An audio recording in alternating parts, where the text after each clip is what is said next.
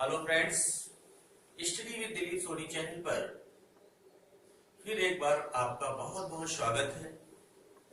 जैसा कि Indian polity and constitution भारतीय संविधान राज्य व्यवस्था के अंतर्गत पिछले वीडियो पर हमने कई महत्वपूर्ण बातों का उल्लेख किया, जैसे what is the nature of Indian constitution, what is the base of Indian constitution, Part 1, Part 2, and Constitutional Development of India, Part 1, Part 2, Part 3, and Schedule of Indian Constitution, भारतीय संविधान की अनुसूचियां, जिसमें as a short glance, as a short summary constitution of India, Bharat के संविधान को बताने का प्रयास किया गया। जब कोई ग्रंथ, कोई पुस्तक तैयार होती है तो पूरे ग्रंथ का एक सार, एक सारांश, एक शॉर्ट ग्लांस, एक प्रेम्बल होता है और भारतीय संविधान की भी एक प्रस्तावना है, एक प्रेम्बल है। और भारत के संविधान की प्रस्तावना अत्यंत सुंदर शब्दों से सुसज्जित है। भारत के संविधान की प्रस्तावना या प्रेम्बल, जिससे प्रायः IAS, PCS के साथ साथ कई परीक्षाओं में या अदर वनडे एग्जामिनेशन में एक या दो प्रश्न तक आ सकते हैं, जिसे आज हम आज के ही वीडियो से लास्ट तक अच्छी तरह से सारे प्रश्नों को क्लियर कर लेंगे। और हमें उम्मीद है कि दोबारा फिर आपको इस पर नो एनी डाउट क्वेश्चन, किसी प्रकार का कोई डाउट क्वेश्चन नहीं रह जाएगा। तो प्रारंभ करते हैं भारतीय संविधान की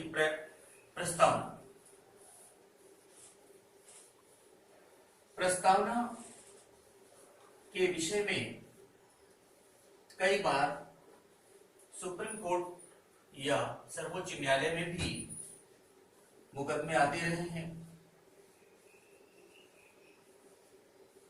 और इसके संदर्भ में न्यायालय ने कई महत्वपूर्ण निर्णय भी दिए हैं, जिसका उल्लेख हम बीच में करते रहेंगे। परंतु परीक्षा के दृष्टिकोण से जिन बातों पर सर्वाधिक महत्व हमें देना है, उसे पहले as a short glance according to needs of examination उसको हम क्लियर कर लें। मित्रों, लास्ट वीडियो में एक बात मैंने आपसे कही थी कि भारत के संविधान का निर्माण एक कॉन्स्टिट्यूएंट असेंबली, संविधान सभा के सदस्यों के द्वारा किया गया था और इसी संविधान सभा के सदस्यों में मिस्टर M.R. जयकर ने एक क्वेश्चन लगाया था, क्या भारत का संविधान एक संप्रभु संविधान है, कॉन्स्टिट्यूशन ऑफ इंडिया सॉवरेन और नॉट। मित्रों, एक संप्रभु संविधान की अवधारणा है या नहीं, इसका जो आक्षेप लगाया गया उसका एक महत्वपूर्ण कारण है। और आपसे भी इंटरव्यू में ये प्रश्न पूछे जा सकते हैं कि भारत के संविधान की प्रस्तावना क्या भारत की संप्रभुता या भारतीय संविधान की संप्रभुता को सिद्ध करने में सहायक है। तो इसको अच्छे से आप समझ लीजिए। M.R. जयकर ने इस आधार पर आरोप लगाया था कि संविधान सभा के द्वारा 15 अगस्त 1947 अर्थात स्वतंत्रता प्राप्ति से पूर्व ही भारत के संविधान के निर्माण की प्रक्रिया प्रारंभ हो गई थी। 1946 में ही संविधान सभा के सदस्यों का चुनाव कराया गया। 9 नवंबर 1946 संविधान सभा की पहली बैठक हुई और लगातार उसकी बैठकें हुई, अधिवेशन हुए। तो प्रश्न यही है कि आजादी के पहले अर्थात पराधीनता के अंतर्गत जिस संविधान का हमने निर्माण किया या प्रारंभ किया, क्या वो पूरी तरह स्वतंत्र संविधान है। मित्रों, यहाँ पर एक अच्छा सलूशन आएगा, जिसे आप अच्छी तरह से लास्ट तक देखते रहिए। और आज पहले ही बता दें, जिस बात को बार बार कह रहे थे, कुछ मित्र फोन तो बहुत करते हैं परंतु सब्सक्राइब करना भूल जा रहे हैं, तो इसलिए एक बार सब्सक्राइब जरूर कर दें। क्योंकि सब्सक्राइब करने से आप समझ सकते हैं कि इससे वीडियो बनाने की प्रक्रिया और तेज हो सकती है।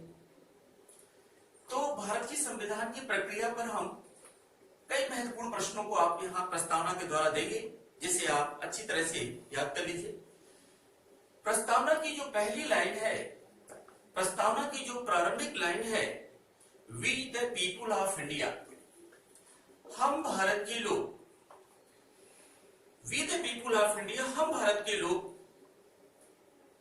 किसी भी देश की संप्रभुता का एक बहुत बड़ा लक्षण है, हम भारत के लोग भारत को संपूर्ण प्रभुत्व संपन्न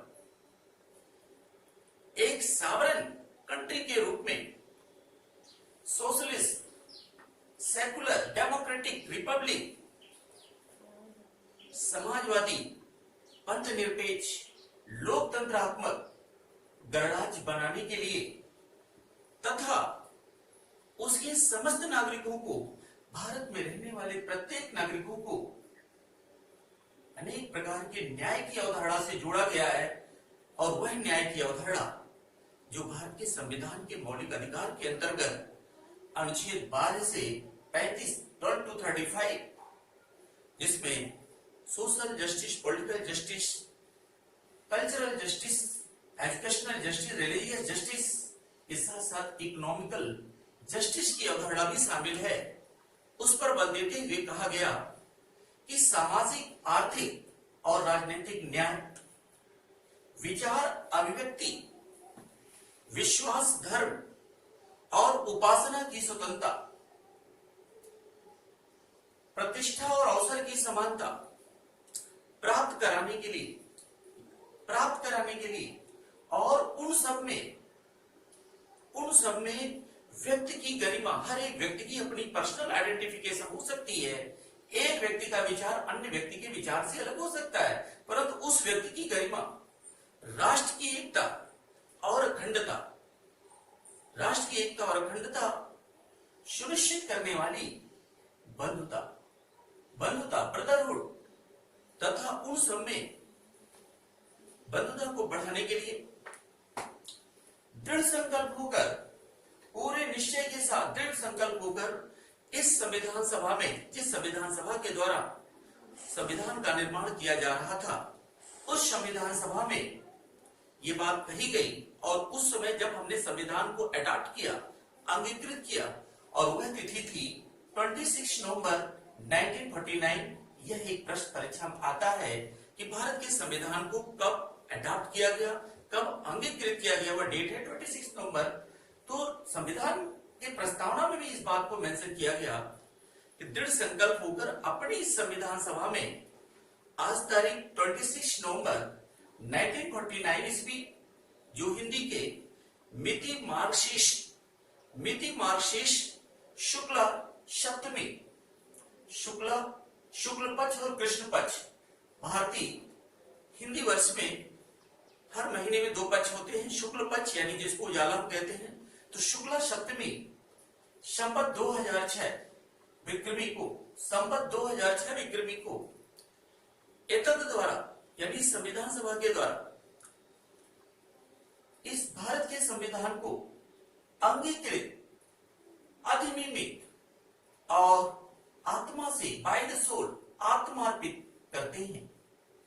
तो मित्रों, संविधान की प्रस्तावना की ये जो वर्डिंग यूज की गई, that is the summary of Indian constitution, that is the short glance of Indian constitution.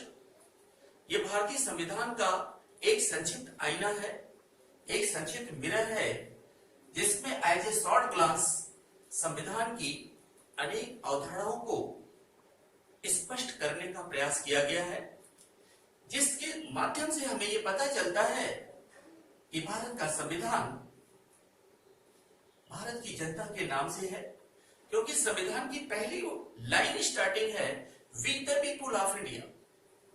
यह संविधान का निर्माण किसी दबाव, किसी प्रेशर या ब्रिटिश पर्सन या अदर पर्सन के द्वारा ना होकर हम भारत के लोगों के द्वारा किया गया। हम भारत के लोग भारत को एक संपूर्ण प्रभुत्व संपन्न, total sovereign state, total sovereign state. मित्रों एक वर्ड आप याद करिए, 15 अगस्त 1947 को जिस स्वतंत्रता की बात हम करते हैं, स्वतंत्रता तो अनेक प्रकार के ब्रिटिश शासन में भी थोड़ा बहुत हमें कुछ कार्यों के लिए मिलती थी, परंतु अपनी इच्छा से अपने शासन और व्यवस्था के अंतर्गत रहते हुए किसी भी प्रकार की पब्लिक पॉलिसी या any type of the law बनाने का जो अधिकार मिला, ऐसी स्वतंत्रता को संप्रभुता कहा जाता है, जो एक सर्वोच्च शक्ति से युक्त होती है। तो संपूर्ण प्रभुत्व संपन्न समाजवादी, सोशलिस्ट, पंथनिरपेक्ष और लोकतांत्रिक गणराज्य की अवधारणा पर बल दिया गया है। मित्रों इसको मैं सुविधा के लिए कई भागों में डिवाइड कर अध्ययन करूंगा। पहला जो है कि भारत का संविधान एक संप्रभु संविधान है, तो इससे पहला एक निष्कर्ष निकलता है, परंतु इसके पहले ये जानना आवश्यक है कि इस प्रस्तावना की जो वर्डिंग है ये 26 जनवरी 1950 की वर्डिंग से अलग है, क्योंकि प्रस्तावना में 42nd अमेंडमेंट, सबसे पहले हम जानेंगे 42वां संविधान संशोधन, 42वां संविधान संशोधन 42nd constitutional amendment 1976, that is the mini constitution of India, that is as the known of mini constitution of India। और आप जानते ही हैं कि इस समय प्राइम मिनिस्टर श्रीमती इंदिरा गांधी जी थी, जिन्होंने तमाम सारे संविधान के प्रावधान को एक ही संविधान संशोधन से संशोधित किया था। तो इसके द्वारा कुछ वर्ड जोड़े गए, जैसे पहला वर्ड आप कह सकते हैं, भारत के लोग भारत को एक समाजवादी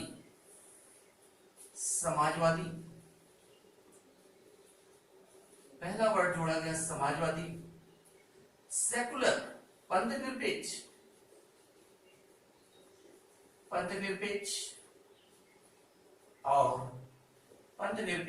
और इसके साथ साथ अखंडता।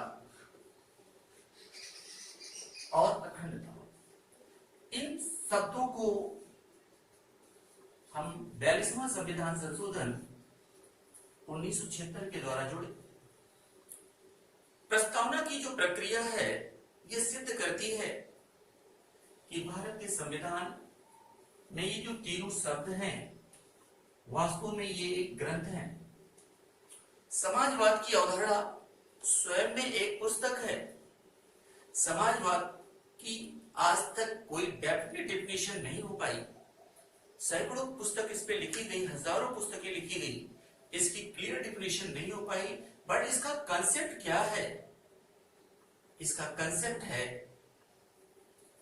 कि एक ऐसी आर्थिक व्यवस्था या एक ऐसी समतामूलक आर्थिक व्यवस्था जिसमें सभी व्यक्ति को जीने का अधिकार है और minimum requirement of the life, व्यक्ति के जीवन की जो आधारभूत आवश्यकताएं हैं उसको प्रदान करने की दायित्व भी शासन या सरकार की है, जिसमें व्यक्तिगत स्वतंत्रता एक सीमित होती है और शासन या राज्य को निर्णय लेने की प्रक्रिया अधिक होती है।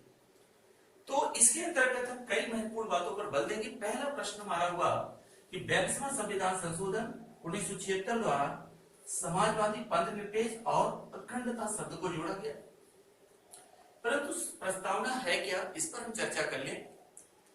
जैसे कि मैंने कहा कि भारत के संविधान की प्रस्तावना संपूर्ण भारतीय संविधान को एक संक्षिप्त में जानने का प्रयास है, जिसमें भारत के संविधान के एक सर्वोच्चता के सिद्धांत को स्वीकार किया गया, जिसमें पहली लाइन जो हम भारत के लोग,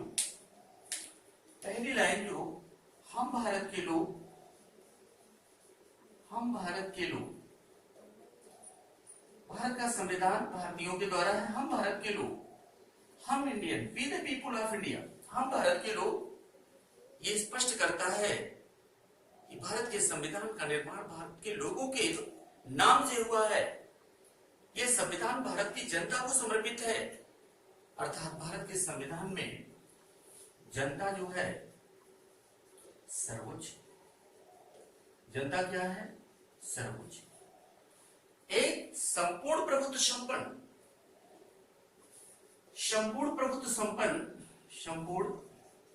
प्रभुत्व संपन्न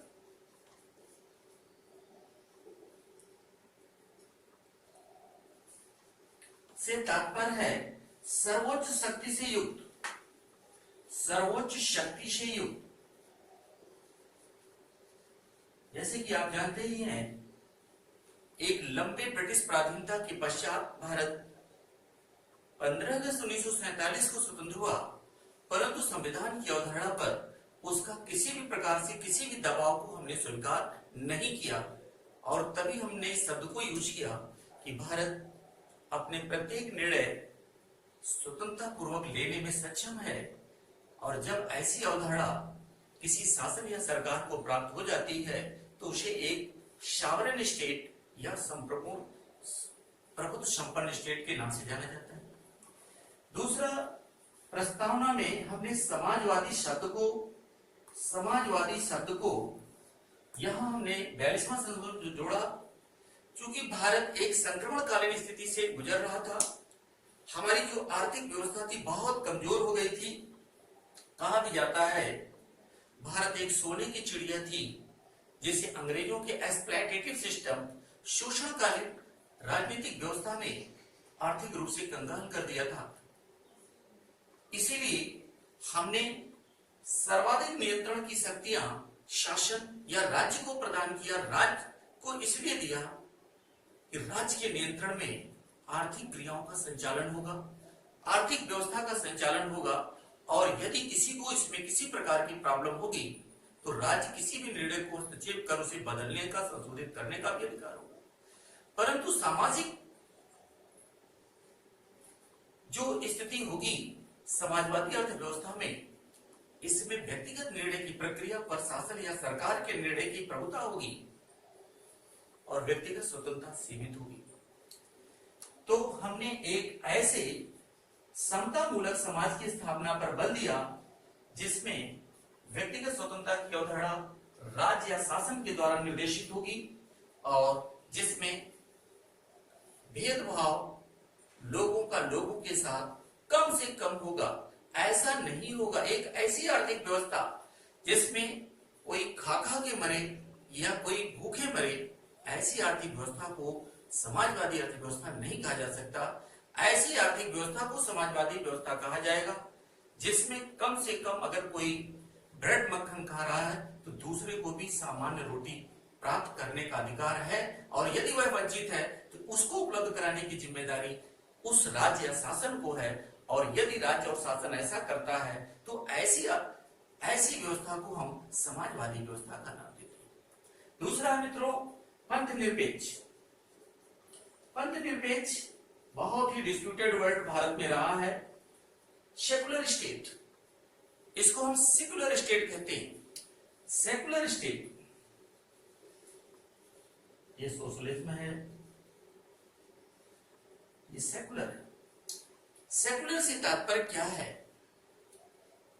आज राजनीतिक दलों के बीच सेकुलर शब्द को लेकर आपस में संघर्ष होते रहते हैं। कुछ राजनीतिक दल अपने को सबसे बड़ा सेकुलर बताने का प्रयास करते हैं और कुछ कहते हैं कि इनके सेकुलर है ही नहीं। बड़ा डिस्प्यूटेड वर्ड है। परंतु मित्रों, पंथ निरपेक्ष शब्द को जब हमने इसलिए जोड़ा कि भारत विभिन्न धर्मों का देश है, विभिन्न धर्म के लोग भारत में निवास करते हैं। हर धर्म के लोगों को अपनी रीत रिवाज, परंपराएं, वेशभूषा, आचार व्यवहार आदि का पालन करने का अधिकार है, और किसी के धार्मिक कार्यों में किसी को हस्तक्षेप करने का अधिकार तब तक नहीं होगा जब तक वह पब्लिक हेल्थ, पब्लिक ऑर्डर, लोक स्वास्थ्य, लोक व्यवस्था, देश की एकता, देश की अखंडता आदि के विरुद्ध न हो। तो ऐसी स्थिति में भारत सरकार, गवर्नमेंट ऑफ इंडिया और एनी स्टेट गवर्नमेंट का कोई अपना रिलीजन नहीं होगा और सभी धर्म के लोगों को फलने फूलने का समान अवसर प्राप्त होगा। तीसरा एक महत्वपूर्ण प्रावधान है, भारत दुनिया का सबसे महत्वपूर्ण लोकतंत्र है, लोकतंत्रात्मक और गणराज्य। ये बहुत महत्वपूर्ण वर्ड है। India is the largest democratic country of the world. Last video में लोकतंत्र पर मैंने काफी विस्तृत रूप से आपको बताया, परंतु यहां मैं आपको ये बता दूं कि भारत का संविधान अंतिम रूप से भारत की जनता को ही समर्पित है और भारत की जनता शासन या सरकार के प्रत्येक निर्णय लेती है, परंतु डायरेक्ट नहीं इनडायरेक्ट लेती है, क्योंकि जनता के प्रतिनिधि ही भारत की शासन व्यवस्था का संचालन करते हैं और प्रत्येक राज्य सरकारें भी जनता के प्रतिनिधियों के द्वारा ही संचालित होती है। शासन या सरकार के प्रत्येक बजट भी जनता के द्वारा चुने गए या भेजे गए प्रतिनिधियों की स्वीकृति के बाद ही आती है और एक निश्चित समय काल के बाद जनता जिस राजनीतिक दल या जिस को सत्ता सौंपती है वही सत्ता का अधिकारी होता है। तो भारत में एक लोकतांत्रिक शासन के स्वरूप पर भी बल दिया गया। दूसरा एक इंपॉर्टेंट प्रश्न और है कि गणराज्य के विषय में मैंने आपको पिछले लास्ट वीडियो में बताया था कि गणराज्य से तात्पर्य है रिपब्लिक, डेमोक्रेटिक,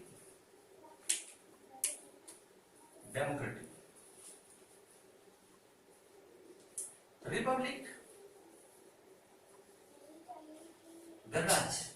26 जनवरी 1950 को जिस संविधान को हमने लागू किया उस संविधान में पहली बार हमने प्रावधान किया कि अब भारत का राष्ट्रपति head of state is elected. और भारत का राष्ट्रपति, कभी कभी ये प्रश्न आया है कि कैसे इलेक्टेड होता है, तो आप कहेंगे इनडायरेक्ट, क्योंकि जनता के द्वारा चुने गए प्रतिनिधियों या जनता के प्रतिनिधियों के द्वारा ही वह निर्वाचित होता है। दूसरा आता है, ये पहले फेज का दूसरा संदर्भ हुआ। अब इस प्रेम्बल के अंतर्गत मूल अधिकारों पर भी बल दिया गया है या फंडामेंटल राइट्स पर भी बल दिया गया है। फंडामेंटल राइट्स,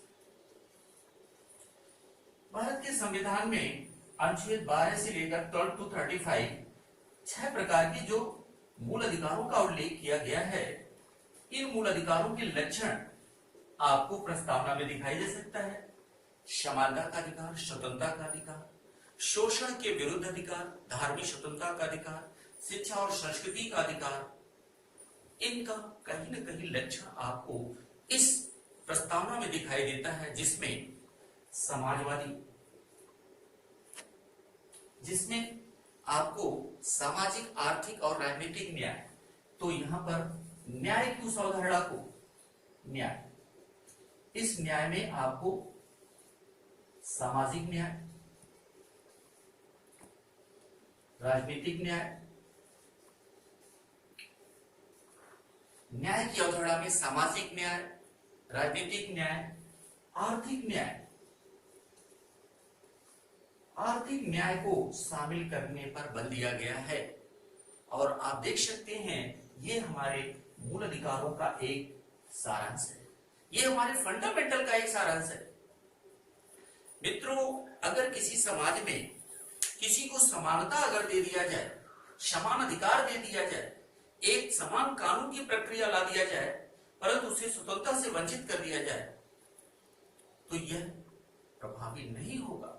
अगर उसे समानता और स्वतंत्रता के साथ साथ आर्थिक क्रियाओं से वंचित किया जाए या इकोनॉमिकल जस्टिस नहीं दिया जाए, तो वो दोनों भी निर्मूल होगा। इसलिए हमने न्याय की अवधारणा को मैच्योरिटी के साथ, परिपक्वता के साथ, पूर्णता के साथ, जिससे इंटीग्रल डेवलपमेंट, जिससे एक वेलफेयर स्टेट की अवधारणा का जन्म हो। तो एक वेलफेयर स्टेट तब होगा जब व्यक्ति को समाज में रहने वाले हर जात, हर धर्म, हर क्षेत्र, हर वर्ग, हर gender, every caste, religion, race, birth of place, gender को उसकी स्थिति परिस्थिति के अनुसार, क्षमता के अनुसार विकास के समान अवसर प्राप्त हो और किसी के साथ कोई भेदभाव ना हो, तब जाकर सामाजिक न्याय की अवधारणा आएगी। हर एक व्यक्ति को जीवन जीने के जो बेसिक रिक्वायरमेंट है, रोटी, कपड़ा, मकान, स्वास्थ्य, शिक्षा, संचार, अगर इससे कोई वंचित होगा तो आर्थिक न्याय नहीं होगा। इसलिए हमने आर्थिक न्याय की बात की। और आज आप देख सकते हैं भारत जैसे देश में एक सामान्य व्यक्ति देश का राष्ट्रपति बन सकता है, एक महिला देश की राष्ट्रपति बन सकती है, चाहे वो किसी भी जात, किसी भी राष्ट्र धर्म के हो, किसी भी क्षेत्र के हो, गांव के हो, शहर के हो, धनी हो, गरीब हो। अगर ऐसा आधार प्राप्त हो तो राजनीतिक संसद और विधानमंडल के सदस्यों के चुनाव में कोई भी क्षेत्र का प्रतिनिधित्व कर सकता है। तो इसे आप कह सकते हैं कि प्रस्तावना में सामाजिक, राजनीतिक और आर्थिक न्याय की अवधारणा पर भी हमने बल देकर मूल अधिकार को मजबूत करने का प्रयास किया। इसके साथ साथ स्वतंत्रता के अधिकार के अंतर्गत आप देखिए, स्वतंत्रता के अधिकार के अंतर्गत हमने विचार, अभिव्यक्ति और विश्वास तथा धर्म और उपासना की स्वतंत्रता पर भी बल दिया है, जो एक लोकतांत्रिक शासन प्रणाली का सबसे बड़ा लक्षण है। स्वतंत्रता लोकतंत्र का एक बहुत बड़ा गुण है। स्वतंत्रता के अभाव में लोकतंत्र की कल्पना हम नहीं कर सकते। इसके साथ साथ प्रतिष्ठा और अवसर की समता, हर व्यक्ति का जो स्टेटस है, हर व्यक्ति को समान अवसर की प्राप्ति होगी, ऐसा हमने संविधान में कई जगह प्रावधान किया है। इसको प्राप्त कराने के लिए और उन सब में व्यक्ति की गरिमा को, राष्ट्र की एकता कहा जाता है, कंट्री द फर्स्ट, पहले देश की एकता की आवश्यकता है। हम विभिन्नता के बावजूद भी राष्ट्रीय एकता को अक्षुण्ण बनाए रखने की हमारी जिम्मेदारी है और इसके लिए एक अखंड भारत की आवश्यकता है। भारत के 1 इंच जमीन को कोई, 1 इंच भूमि को कोई भारत से अलग नहीं कर सकता। किसी को अलग करने का अधिकार नहीं है। ये भारतीय अखंडता का प्रतीक है। तो ऐसे प्रावधान करने के लिए हमने संविधान में प्रावधान किया। तो इस प्रकार हम देखते हैं कि भारत के संविधान में एक तरफ लोकतांत्रिक मूल्यों के साथ साथ जहां पर ऐसे इन भारत के लोगों के मौलिक अधिकारों की रक्षा करने की बात कही गई है, जहां पर आर्थिक समानता, आर्थिक स्वतंत्रता, आर्थिक क्रियाओं को स्पष्ट उल्लेख करने के साथ साथ सामाजिक और राजनीतिक न्याय की अवधारणा तथा स्वतंत्रता की अवधारणा को शामिल करके एक ऐसे राज्य की स्थापना पर हमने दिया है जो प्रस्तावना से हमें दिखाई देता है, जिसका नाम है ए वेलफेयर स्टेट, एक लोक कल्याणकारी राज्य। और इसके साथ साथ प्रश्न आता है कि 26 नवंबर 1949 को प्रश्न आता है भारत के संविधान को कब अडॉप्ट किया गया? 26 नवंबर 1949 को। मित्रों, इसी दिन भारत के संविधान को बनाकर तैयार कर दिया गया था, परंतु एक ऐतिहासिक तिथि जो 26 जनवरी 1950 थी, हमने संविधान को यहां लागू किया, यहां अंगीकृत किया। परंतु उस ऐतिहासिक तिथि पर इसलिए लागू किया गया कि पहली जो हमने स्वतंत्रता की तिथि बनाई थी वह 26 जनवरी को ही 26 जनवरी 1930 में बनाई थी, और इसीलिए हमने विशेष इतने बड़े संविधान के अवसर को हमने उस ऐतिहासिक तिथि को पाने के लिए संविधान में 26 जनवरी 1950 को लागू किया। जैसे आप कोई कपड़ा सिलाते हैं, टेलर के यहाँ सिल के आता है, क्या जरूरी उसी दिन पहन लेते हैं? ये बड़ा प्रश्न बच्चों के दिमाग में आता है। मित्रों, आप कब पहनते? जिस दिन बारात जाना होता है, जिस दिन बर्थडे होता है, जिस दिन कोई शुभ अवसर होता है। तो उसी शुभ अवसर को हमने 26 जनवरी को हमारा था, और इसीलिए इस दिन हमने भारत के संविधान को लागू किया।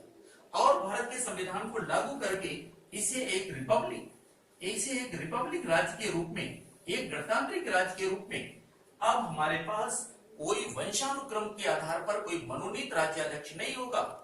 अब एक ऐसा राज्याध्यक्ष होगा जो जनता के द्वारा निर्वाचित होगा या जनता के प्रतिनिधियों के द्वारा निर्वाचित होगा। याद करिए मित्रों, 26 नवंबर 1949 को भी संविधान के कुछ प्रावधान लागू कर दिए गए थे। यह तक संपूर्ण भारतीय संविधान को हमने 26 जनवरी 1950 को लागू किया था। तो इसको याद करिए, जैसे नागरिकता जैसे प्रावधान को हमने इसी दिन लागू कर दिया था।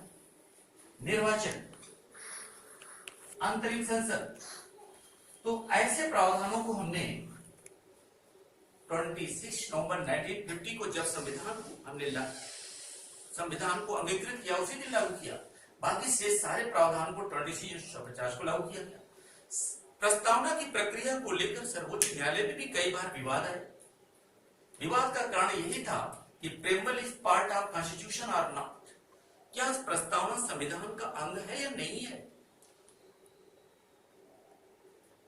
तो वास्तव में सर्वोच्च न्यायालय ने इसमें अपने निर्णय को कई बार संशोधित भी किया, जुडिशियल रिव्यू किया, न्याय पुनर्लोकन किया, और लास्ट में सर्वोच्च न्यायालय ने भी यह स्वीकार कर लिया गया कि जब संविधान का कोई भी प्रावधान कहीं भी डाउटफुल सिचुएशन में हो तो हम प्रस्तावना से भी सहायता ले सकते हैं और प्रस्तावना के द्वारा उसको हम लागू करा सकते हैं।